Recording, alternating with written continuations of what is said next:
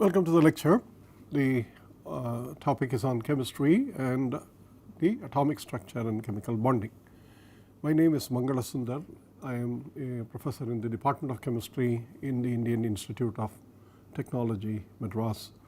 My email coordinates are given here for you to contact in case you need any clarification or you want to raise questions and things like that. Okay.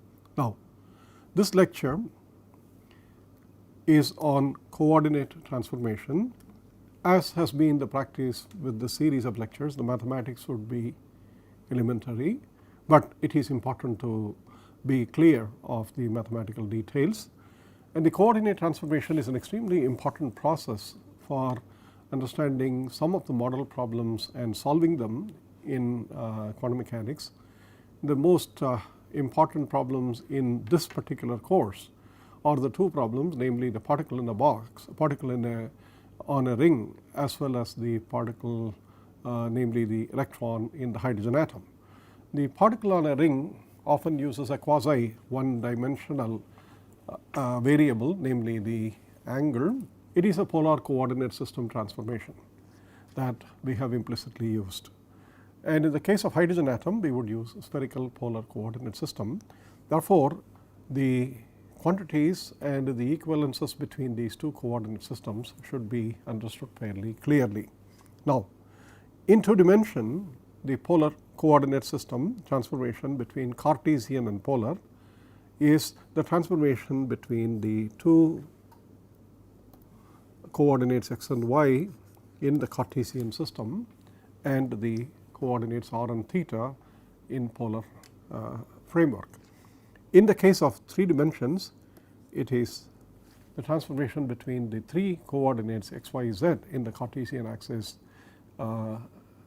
to the 3 variables or the radial variable theta and phi, or the angular variables, or theta phi are the 3 coordinates.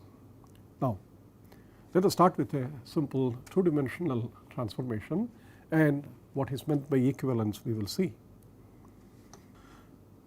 So, its equivalence essentially means we have to establish the equivalence in the areas, the derivatives, limits of integrations and functional forms, because we are using all these ideas in the solution of the Schrodinger equation.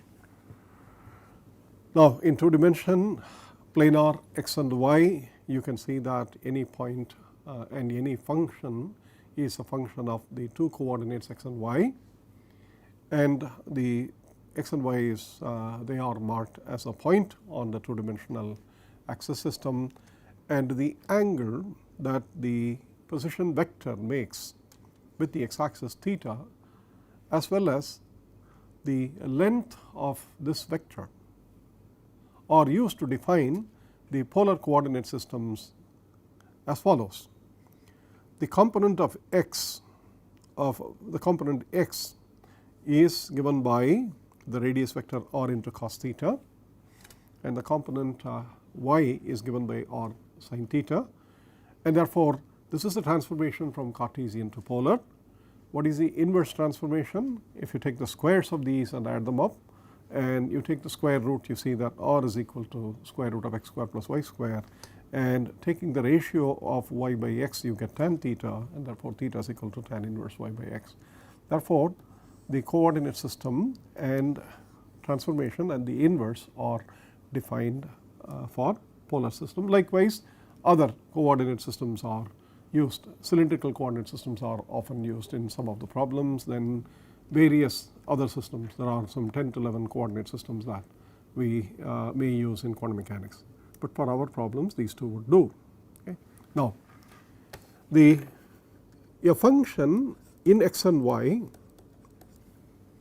and the corresponding function in r and theta obtained by substituting x is equal to r cos theta, y is equal to r sin theta, their derivatives and the area elements are something now we will look at. Okay. Now, let us take an example of x square y as f of x y. Okay.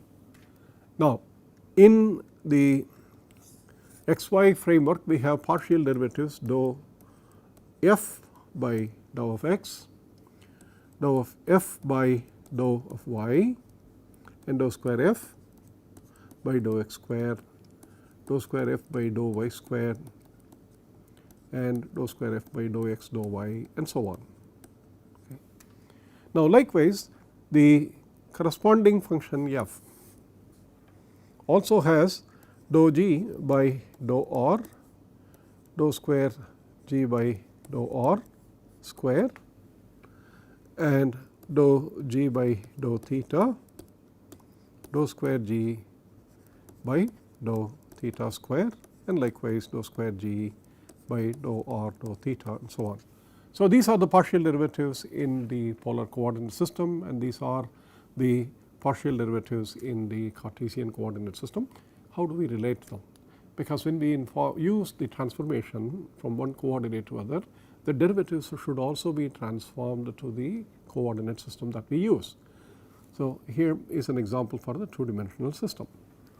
The partial derivative dou of dou x is written in terms of the partial derivatives of r and theta using chain rule in calculus. Okay.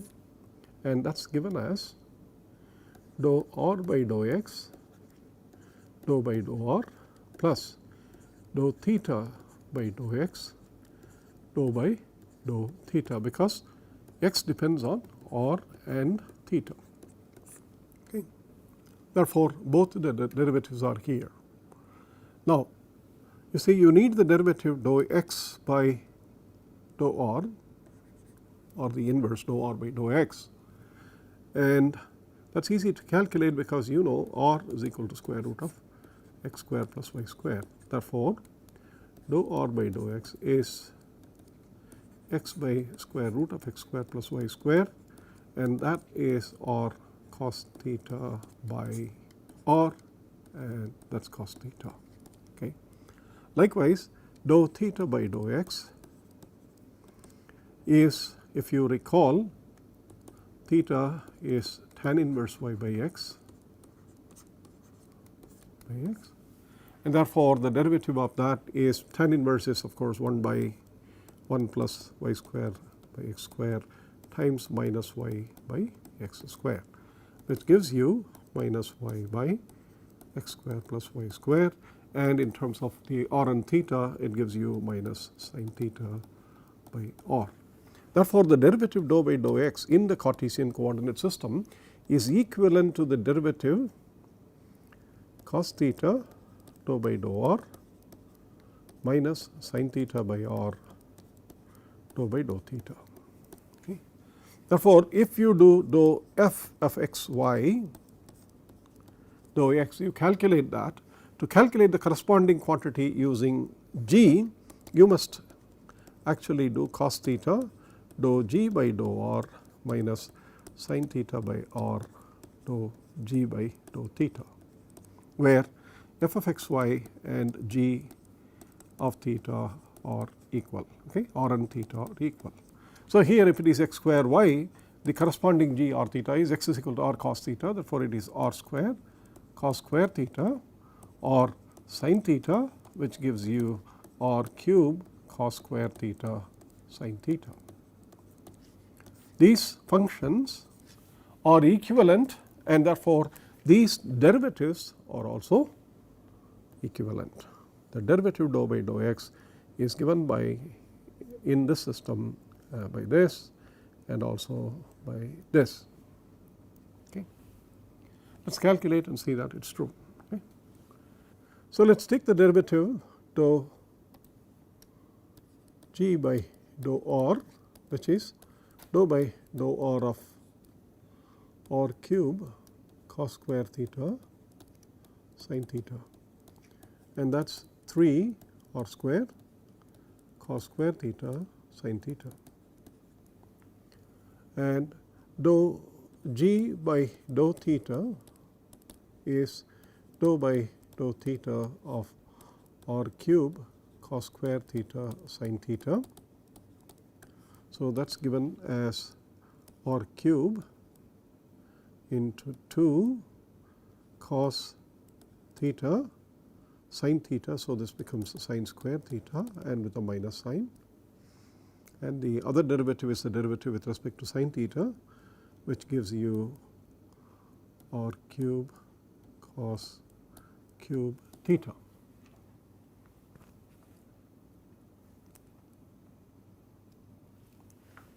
Now, if we calculate dou f by dou x, then it is equivalent to doing this multiplication. So, multiply cos theta with dou g by dou r. So, you get 3 r square cos cube theta sin theta, and then you have a minus, and sin theta by r you have, therefore, that is minus plus 2 r square cos theta sin cube theta plus with a minus sign r square sin theta cos cube theta. Okay. So, you can see immediately that the 3 r square cos cube theta sin theta minus r square cos cube theta sin theta gives you 2 r square cos cube theta sin theta plus 2 r square cos theta sin cube theta, and that can be simplified immediately as 2 r square cos theta sin theta times cos square theta plus sin square theta, which is 1. Therefore, the derivative is 2 r square cos theta sin theta. Okay. Now, that is exactly what you would have got if you took the derivative of x square y with respect to the f of x. Dou f by dou x is 2xy, and the 2xy would be 2 r sin cos theta and r sin theta, which gives you 2 r square sin theta cos theta. Therefore, you see that the equivalence of the derivative is given by this expression for the x. Likewise, for the y, you can calculate immediately. The derivative dou by dou y is dou by dou r by dou y plus dou theta by dou y dou by dou theta. And again, now you have to calculate these derivatives, and you know that r is square root of x square plus y square. Therefore, dou r by dou y is going to give you y by square root of x square plus y square, and that is sin theta by r. Okay. And likewise, dou theta by dou y, knowing that theta is tan inverse y by x, this is equal to 1 by 1 plus y square by x square times 1 by x. So, this will give you x by x square plus y square, okay. And that is cos theta by r. So, the derivative dou by dou y now is given in terms of r and theta as dou r by dou y, which is sin this is simply sin theta. Okay. It is sin theta dou by dou r plus cos theta by r dou by dou theta. So, in a similar way, you can also establish the derivative dou f by dou y, which is the derivative dou by dou y of x square y and gives you x squared. You can get exactly this expression to give you r square cos square theta, which is x square. So, this is what is called the equivalence of the derivatives from between the two coordinate systems, and this is important because the kinetic energy operator involves the second derivative with respect to x and the second derivative with respect to y, if you remember, dou square by dou x square and dou square by dou y square. Therefore, to calculate mathematically these quantities, the transformation of coordinates is important. The other equally important aspect is the element dx dy. If we have a function f of x y, something else, some other function, say f1 of x of y, and we have an integral between minus infinity to plus infinity, minus infinity to plus infinity for x and y, what is the corresponding expression for the g1 of r theta dr d theta? Is there anything else to be taken, and what are the limits? Okay.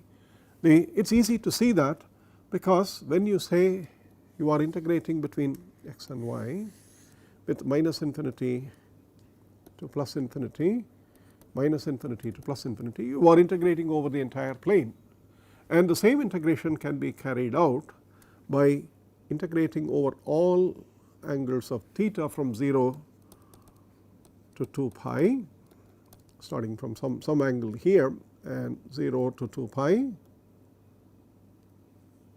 and then integrating from r equal to 0 to infinity, because then you have concentric circles, you have that, and therefore the integral x with the limits x is equal to minus infinity to plus infinity, and the limits y is equal to minus infinity to plus infinity, is equivalent to the integral with the limits r equal to 0 to infinity and theta is equal to 0 to 2 pi for each r. Therefore, r goes from 0 to infinity. Therefore, the integration over the entire plane is done by either this in the polar coordinate system or done by this in the Cartesian coordinate system. The only other thing that we need to worry about is what is dx dy in terms of dr d theta, and that is a very simple mathematical relation, and you have been introduced probably earlier what is called the Jacobian, and this is the signless, that is the absolute value of the Jacobian connects the area element in the Cartesian coordinate to the area element in the polar coordinates, and the Jacobian is given by the determinant dou x by dou r, dou x by dou theta, dou y by dou r, dou y by dou theta. And these derivatives are already known, because you know x is equal to r cos theta. Therefore, dou x by dou r is obviously cos theta, dou x by dou theta is minus r sin theta, and y is equal to r sin theta, and therefore you have in a similar way dou y by dou r is sin theta and dou y by dou theta is r cos theta. So, if you substitute these values into the Jacobian determinant, dou x by dou r is cos theta and dou x by dou theta is minus r sin theta, and dou y by dou r is sin theta, and this is r cos theta times dr d theta is equal to dx dy, and that immediately gives you r cos square theta plus r sin square theta, and therefore it gives you r dr d theta. Therefore, you can see that the integral x is equal to minus infinity to plus infinity, y is equal to minus infinity to plus infinity, dx dy f1 of xy, whatever that function may be, assuming that this integral is finite, is equivalent to the integral r is equal to 0 to infinity, theta is equal to 0 to infinity.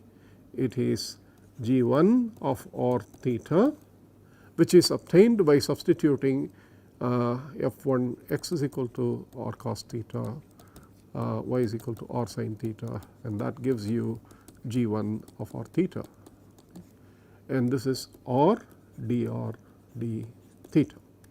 So, this is the integral. Therefore, the equivalence is dx dy is r dr d theta as the area element, and the limits of the integration have now been converted to the corresponding limits here, namely r is from 0 to infinity, theta is equal to 0 to 2 pi, I am sorry, this is 0 to 2 pi. Okay. So,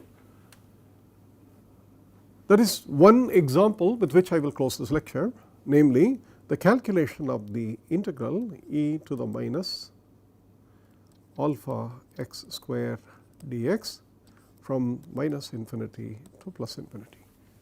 This is a very standard integral, and all of you know the answer is as root pi by a. In fact, there is a fantastic story about this whole thing in one of the most beautifully written articles by Professor Eugene Paul Wigner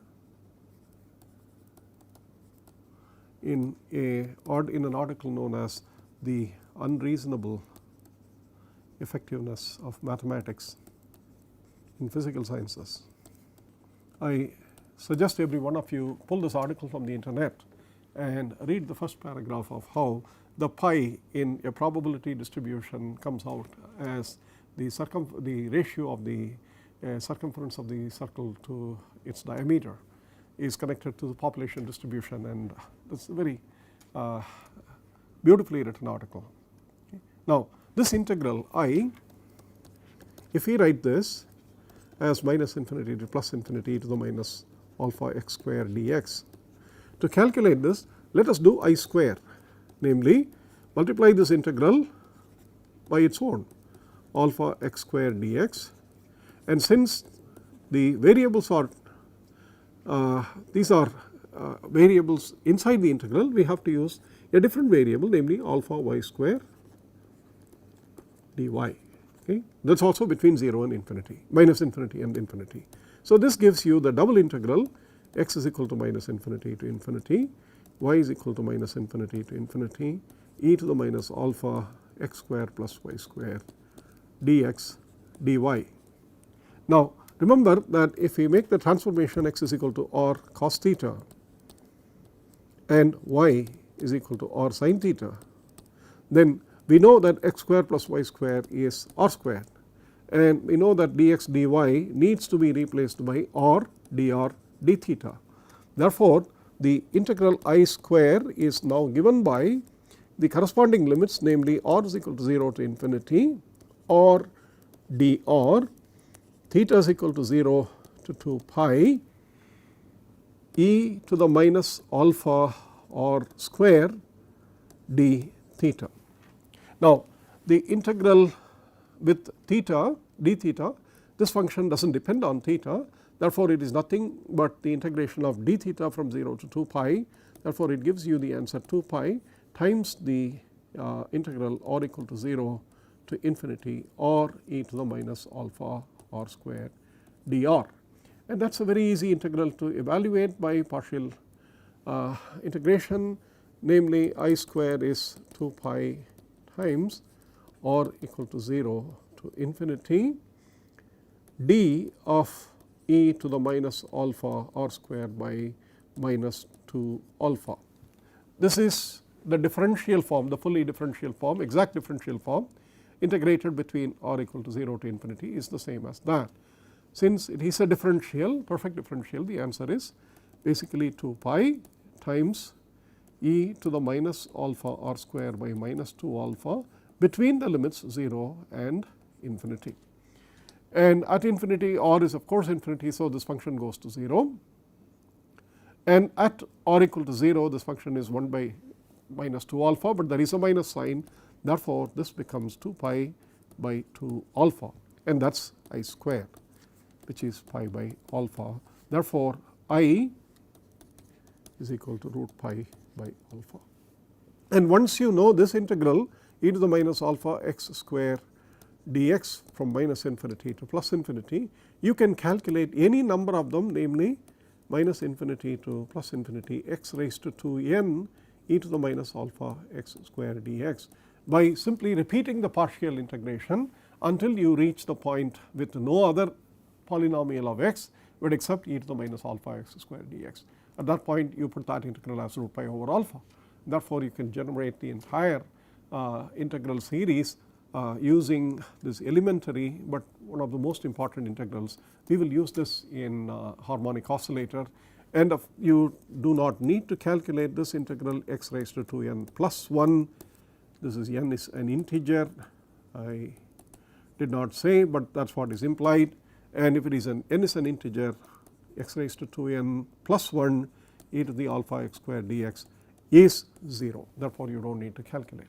Therefore, these are all important later in the computational chemistry, in the Gaussian programs and many others, and therefore, it is a coordinate transformation of a 2 dimension which is to be understood fairly clearly, and the rules for transforming the derivatives, transforming the area elements and transforming the integral limits, they all should be clear.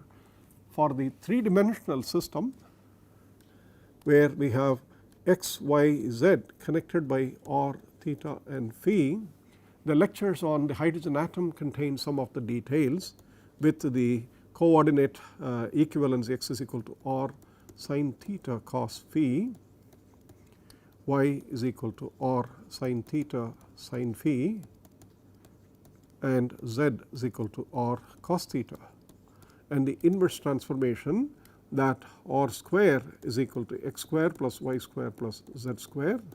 Therefore, r is square root of that, and the ratio of y by x is tan phi. Therefore, phi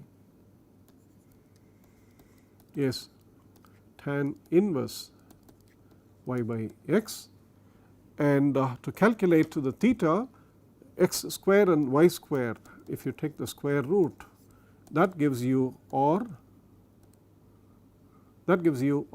sin theta, and therefore